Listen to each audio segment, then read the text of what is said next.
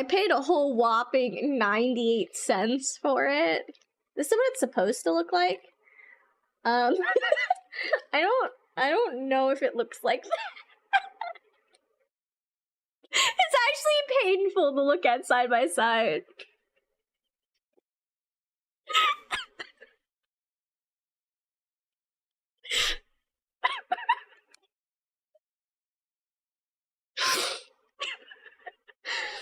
Kinda close.